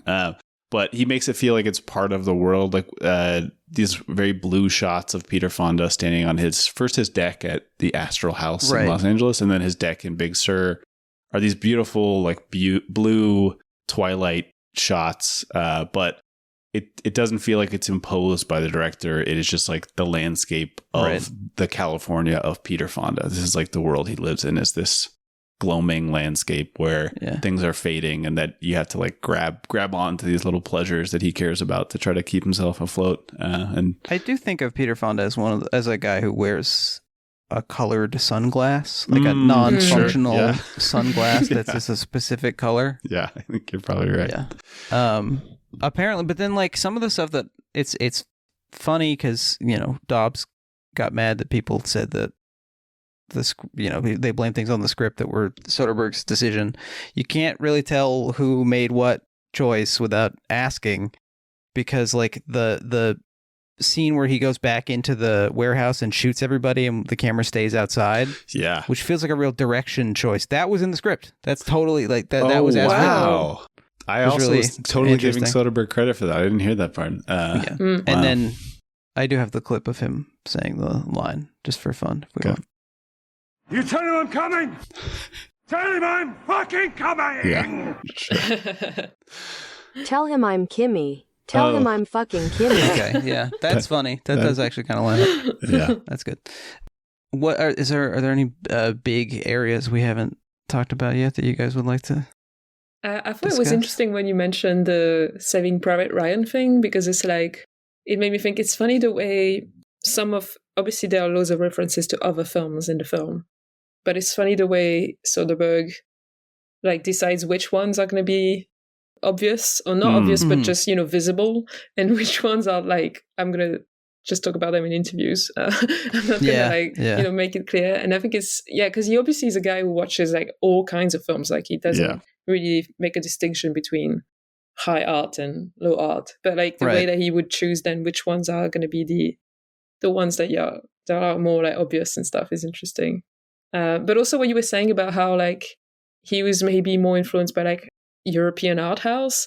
It's funny because then you were talking about how he had been talking a lot to Richard Lester, and I think I don't know how far back this dates to, but I know that at least currently the French adore Richard Lester, like they're crazy about him. There was a retrospective of his work, I think last year or 2 years ago at the Cinémathèque Française in Paris, and I think, I mean, because he's a great director and you know, quite famous still, but also because the French director Justine Triet, who made Anatomy of a Fall, she was really talking a lot about his films as like a huge influence on that film. Wow, interesting. She was saying especially The Boston Strangler, which I need to rewatch it because I don't know how. I can't really see immediately the connection, but she was like really outspoken, like a huge fan of his. But I think it's possible that the French have been fans of Richard Lester since even before then. So I think it's like there's actually quite a lot maybe in common between, you know, what we think of like British cinema and French cinema and art house cinema, and like it's not that clear cut what the differences are, you know, and they inform each other in a big way. That's really interesting because we've now talked about a number of people who like the French are more excited about than American critics. Obviously, Clint Eastwood is. They started the appreciating Clint Eastwood trend that then came over here. But Soderbergh talks also about how the French and European critics generally liked his earlier stuff better than Americans. And there's like a tour of some American indie films. There was like a traveling series basically in England around this time, or maybe the year before, of like, I think probably it was like Schizopolis and like a Spike Lee and maybe a Tarantino and a Richard Linklater or something, that was like they're playing different kind of rep houses in the UK, and Soderbergh flew over to like introduce some of the screenings. Wow. And this was like announced in Variety that he was going to be be there. But yeah, there is like, I mean, we think of it kind of as a joke that the French love Jerry Lewis, and like they'll sort of, it feels almost arbitrary that they'll pick somebody that Americans think is corny and just going exalt. Yeah. And I think Cahiers du Cinema still does this sometimes. Like they'll probably say that like The Monkey was the best movie of 2025 just for fun. But yeah, there is like I didn't know that about Richard Lester. Mm-hmm. I mean, there's also the thing where, because like the French are kind of crazy, like you can probably find a substantial amount of French people who will like anyone, like who will like pick pick any director, and you'll find like 50 French people who think he's amazing. Like you can pontificate. Yeah. Right. Maybe it's a combination of just a variety of people plus people who have like a literature background or something and can elevate it. Right. Convincingly. You study enough like continental theory, you start thinking that basically anything you look at is the most important piece of art ever made. Yeah. It's possible. I'm curious how the 60s are looked at in France, and especially in like French pop culture. Is there an equivalent? I mean, I know there's the Olivier Assayas film about May 68, but is there like an equivalent kind of looking back at those beautiful young people in the late 60s who tried to change things? Is there an equivalent? Does that count as like trying to revive some of this like I would rebellion? say so. Yeah. Yeah, I would say so. I think there's I'm by no means an expert at all on the 60s or on 68, because obviously May 68 was massive in France, and it was a turning point, as it was in many other countries. But I think like in many circles, it's seen as a failure. Things that didn't really work out. But still, obviously, there's still the nostalgia for all the art of the 60s, you know, the French New Wave, Godard, and all the stars of the era, like Jean-Paul Belmondo, Françoise Hardy, who recently passed away. So it's still, I think it still looms really large, like on the culture.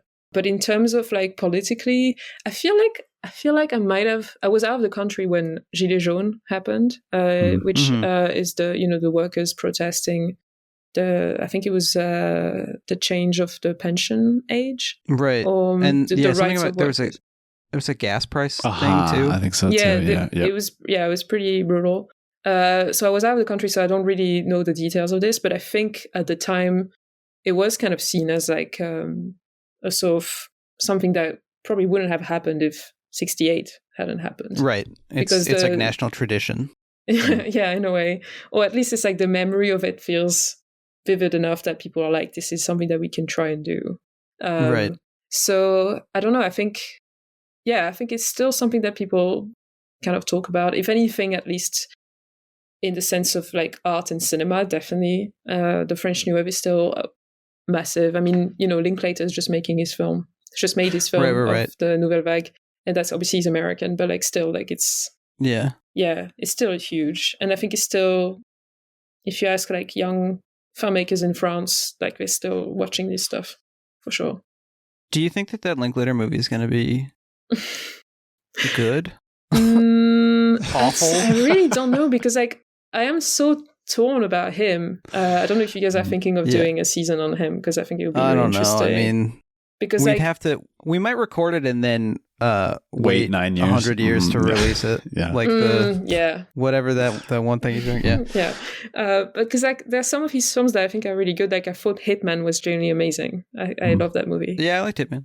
But I thought School of Rock, obviously. I haven't seen School of Rock. That's good. I know I should. School of Rock, I've heard good things. I think I would like it actually. I think it's like an American sleepover classic. It's like it's a real slumber party movie. I need to see it. But I thought Everybody Wants Some was like the worst thing I've ever seen. Oh wow, interesting. Like I hate that film with a passion. Interesting. Like, it made me angry watching it. You know, it's not often that happens.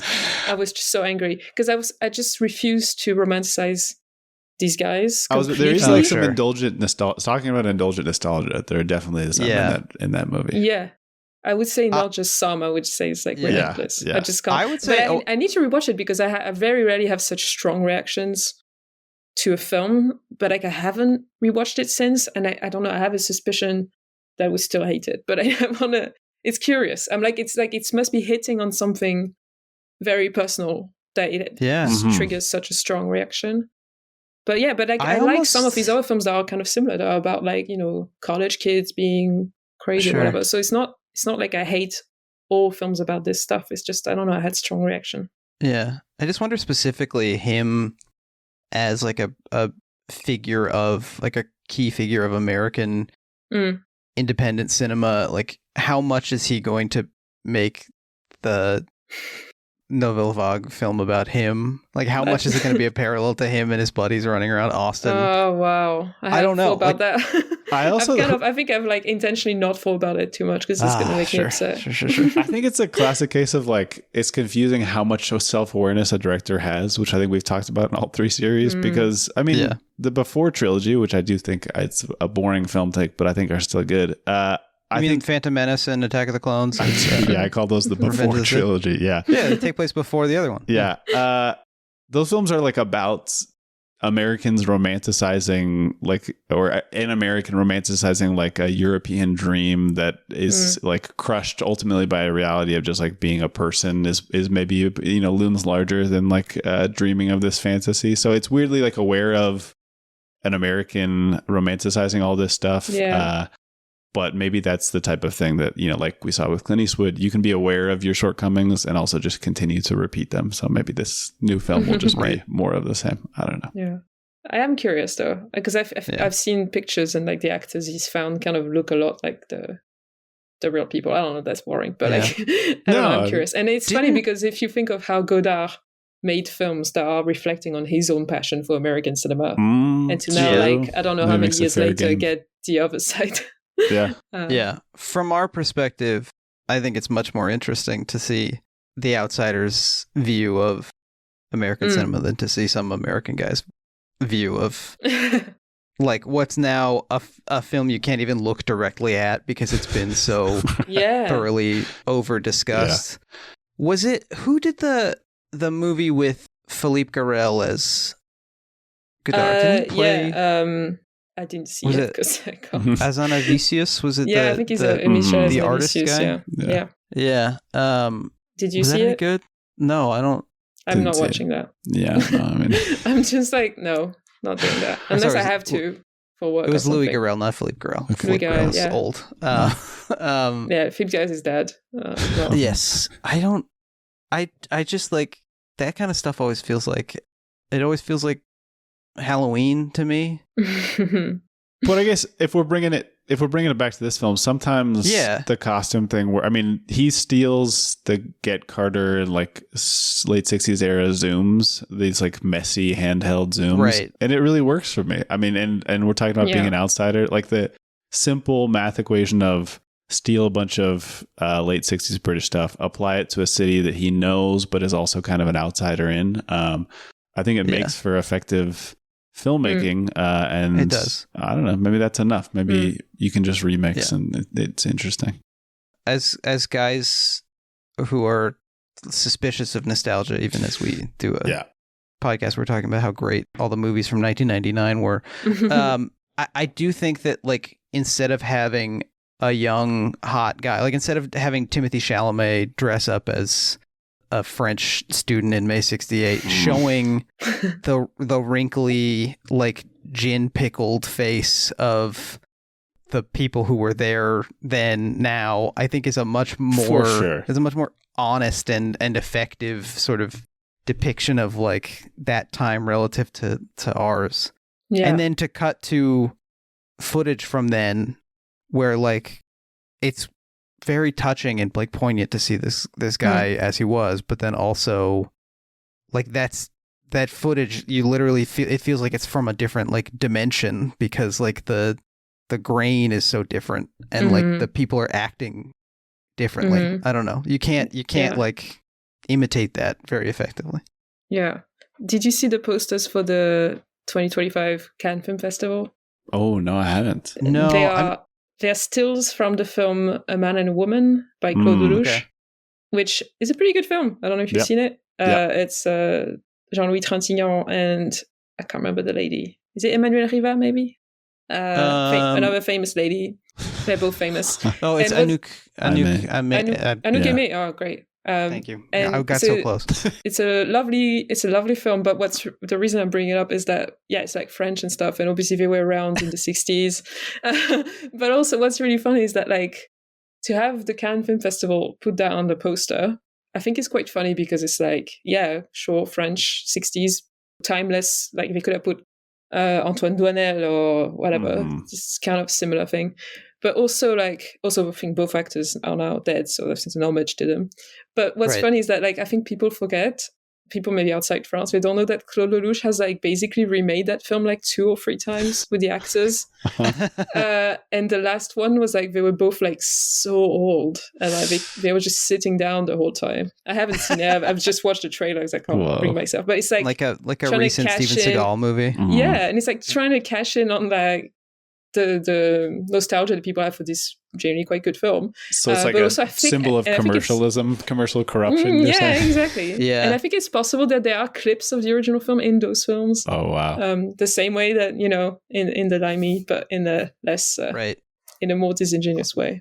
Well, it's weird that maybe I just looked it up, and they did the same thing here that they did on the 2018 poster, which was the shot from Piero Le Fou of Belmondo and is it Anna Karina in that one? I think so. Like they're in two different cars leaning over, kissing each other. Oh, But yes. on both that poster and the one for the 2025, they've like used Photoshop to kind of make it look like this movie could be playing this year. Like might be a new movie. Yeah. I know. Which is sort of alarming Yeah. and just makes me appreciate how much this movie lets the 60s look like the 60s in the footage. I don't know if Soderbergh would throw some James Cameron like AI restoration stuff on it now. I don't think he would, because it's probably just too expensive and it would take too long. He wants the movie to be out tomorrow, you know? He's also quite busy, isn't he? Like he's got films to make. He's not gonna. So busy. But I think I watched the 4K version of the Limey, and it looked great. It would just look like a print. Yeah. Yep. That's what you want from a 4K. You I don't have want.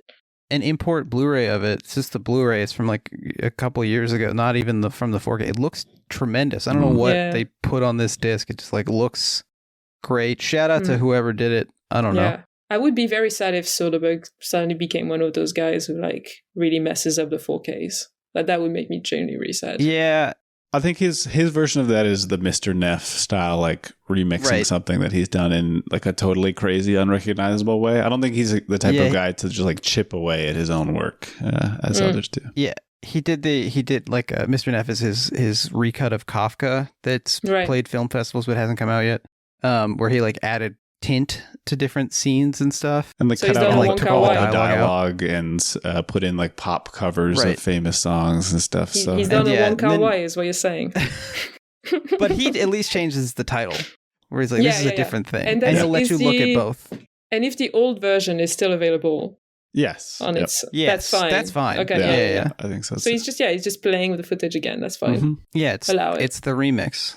Yeah. Yeah. Do we have That's any fair. final thoughts on the Limey?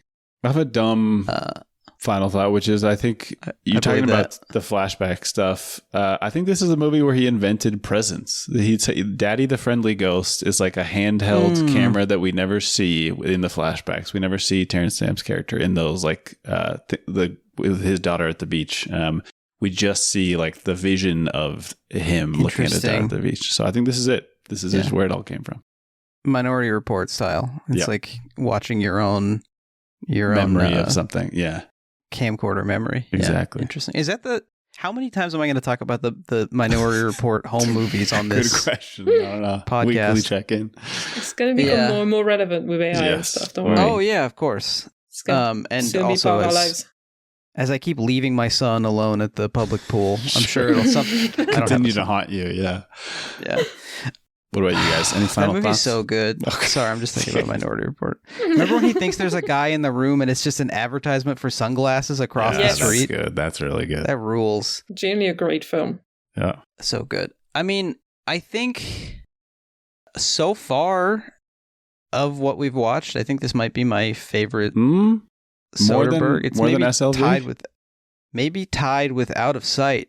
Okay. I like SLV a lot, but that might be a close third. I don't know. He's really every week. I feel like he's putting more of the Soderbergh pieces together. He gets the It George kinda reminds Clooney meta piece in here as well. The Ocean's 12 stuff. Yeah, it's nice. Mhm. Have you guys ever made cheesecake? Yeah. Yeah. This is gonna be relevant. Do you taste it every time you add another ingredient? This I don't is something do that, no. occurred to me when I made cheesecake the first time, because I felt like every time I would add one more thing and I would taste it, I'd be like, oh, now it tastes like cheesecake. And then you add like the next thing, you're like, oh no, this tastes like cheesecake. Wow. This and is I really feel weird like that you think this is what all people are doing when they're cooking stuff. Yeah, everyone has this experience, and I think that this is what's going on with Soderbergh. Is like This every is me. time it's like, oh no, the little squeeze of lemon. Now it tastes like cheesecake. But I don't know if this. I mean, this is. I'm not even necessarily disagreeing, but this is an interesting point when part of what makes him famous is that in his very next film, he's going to abandon like all of this stuff and just make like a straightforward film with no weird cutting, no color stuff. I mean, Aaron Brockovich is like his most down the line movie. So yeah, but is that like picking up the pan and saying like, now this is cheesecake also, even though right, it's just this a is pan. it's deconstructed. Yeah. Some molecular gastronomy type stuff. Maybe it's like he can't just be eating cheesecake all the time. He has to make something else. That's when you So you discover can what return cheesecake to is. it. Yeah, you eat like a big chicken sandwich and you're like, well, now I know what cheesecake is. It's not this. Yeah. And then there was that movie he made in Basque Country where he burned the movie really bad. Yeah. It's just a cheesecake joke. All right. Final thoughts. We're all clear on the Limey. Yeah. We have one more segment, which is a stupid one, and it's called Popcornopolis. Yeah. Kimmy, what's going on here? This is Popcornopolis, the segment where we ask our guest, do you like popcorn? Do you like popcorn? That's it. I'm trying to see if I can like milk this as long as I can. We're also make trying you to see that. guess. We're in What's the same popcorn process, situation in a French movie theater? I mean, Is there is popcorn no popcorn often? There's no popcorn. No, there there is. Depends. Oh, if there you go is. to like a multiplex, there is popcorn, and it's Okay. very simple. Right. If you go to see, like the funny French brown film guy just okay. moved here. The French comedy. Yeah, Yeah, my daughter married a non-white man. exactly. Yeah, yeah. Yeah, Someone from if you go to Marseille. see yeah, exactly. I'm from Paris, and I'm going somewhere else in France.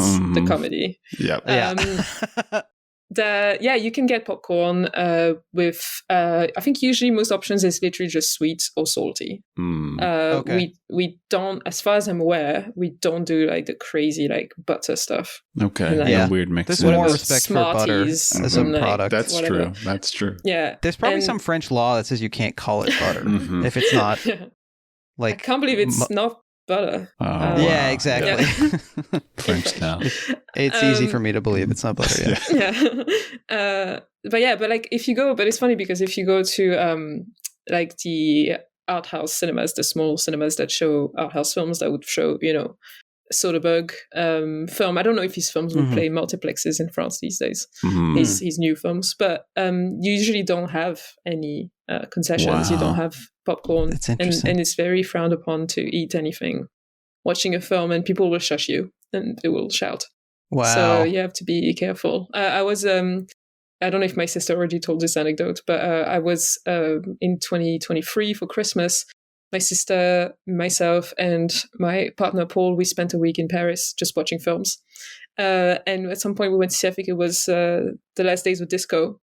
And it was in a small cinema. And some people just like got up to leave during the credits because it was over. And the woman next to, like behind them, like blew up at them. And she was so angry. She wanted to read the credits. The people who made this film. Wow. She was That's so funny. I can't see the screen. I want to read the credits. I was like, it was insane. But anyway, and I think it was the first film we'd seen in that trip. So we're like, yes, we're in Paris. I was going to say, it sounds insane. This is very charming to me. This is very winning. I'm on the side of this old woman. I was like this. I was like, yes, this is why I came here. But the people were like really stunned and they laughed about it afterwards. But like, it was pretty violent. Yeah. So I can't imagine how she would have reacted if it like been eating anything. Like, someone would have died. They respect the art form. No quiet chewing. I mean, and then we get those complaints about like people ordering like a full meal at a film these days, which is available to us. I mean, but I think even in the most independent, respecting the movies type cinema, you're gonna have popcorn. I'm not sure we have this. Well,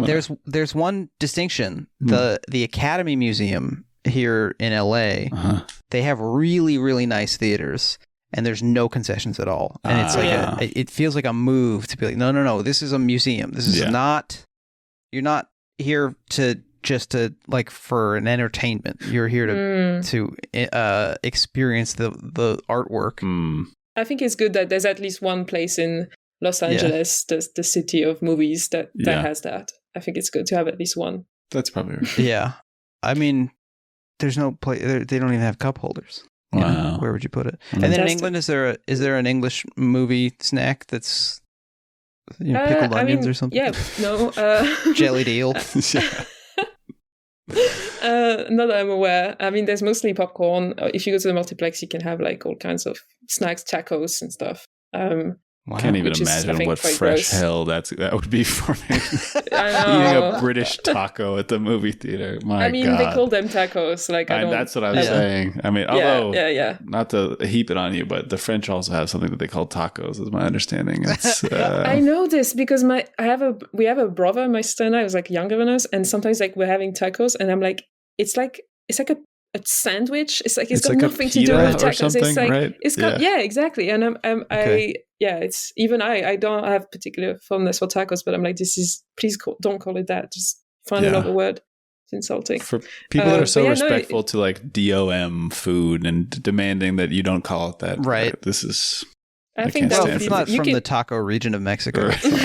Yeah. I think they can eat it if they want it, but I don't call it what it's not, you know. You can call it whatever you want. Yeah, but in the UK, you can get popcorn most places. Not all of them. There's this cinema called the ICA, Independent Contemporary Art, I think it's called. No, Institute of Contemporary Art. And there's a cinema that's really good, but you can't have popcorn. And I've never seen anyone complain about that. That's just how it is. It's more like art films and stuff.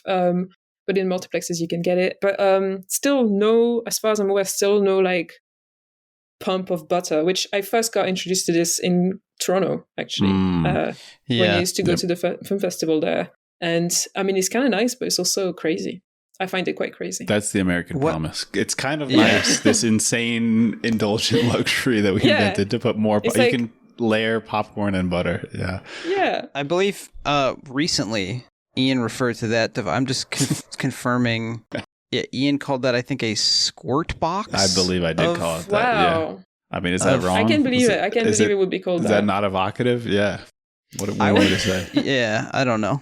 I think that's a good place to wrap things up. Elena Lazic, thank you so much for joining us. Is there anything you'd like to plug, anywhere people can check out more of your work? New podcast series? Yes, there is a new podcast. It's actually this really groundbreaking concept. I don't know if you've ever come across it. It's just we get together and we talk about movies. I don't think it would work. It's not been done before. I don't know if that would work with the form. Yeah. No. But I guess the genuine novelty of it is that it's with my twin, and we do have very similar voices, and we haven't figured out if people can tell us apart at all. So it probably sounds like just one person talking without taking breaks to breathe. Just falling into if you're into that, check it out. If you're into that, check it out. It's called Hard Truths because we realized that the French title of Mike Lee's film Hard Truths in France is Deux Sœurs, which is two sisters. And we're like, let's bring it back to... It just works nicely, and we are very brutal with each other. Nice. So it works really well. We've only done... I mean, I don't know when this is going to come out, but at this point, we've only recorded 3 episodes. And it's just about whatever film stuff we want to talk about. There's no... We talk about stuff that people don't necessarily care about, so... Yeah, I have to say we ripped into ourselves quite a bit for talking about Bud Bedecker films and saying this is like absolutely nobody will ever listen to this episode. Huge waste of time for everybody involved. And I think you have a great episode that includes some discussions of Bright Lonesome. Yeah. Everybody's going to be doing it soon. Everybody's going to do an episode on Bud Bedecker. So it's Bedecker summer. Yeah. Charlie XCX has announced it. She's like, I think somebody found her Letterboxd. She's kind of a film She's head. on Letterboxd. She went to a screening that I was doing a Q&A at. Whoa. But I missed her by 5 seconds, literally. I was leaving, and apparently 5 seconds later, she came into the building to see... she actually went to see sort of art house porn film called Café Flèche by Steven Sayadian. It's like extremely stylish. And she was there, but I missed her because I had to go. She's going to be in a new Takashi Miike film. We can't get into it, but he is doing Bad Lieutenant Tokyo. Oh. And I don't know if she's going to be in that one or in a different one. Wow. But it's a whole... Whichever film it is, I mean, good for her. She's Mr. Movies now.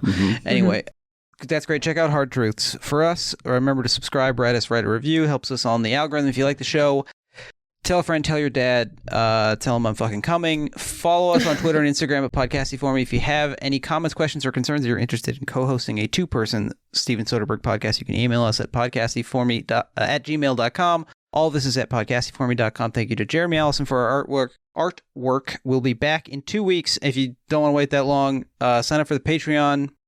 It's $5, you know? Yep. That's not so much. Bye. Bye. Cheers.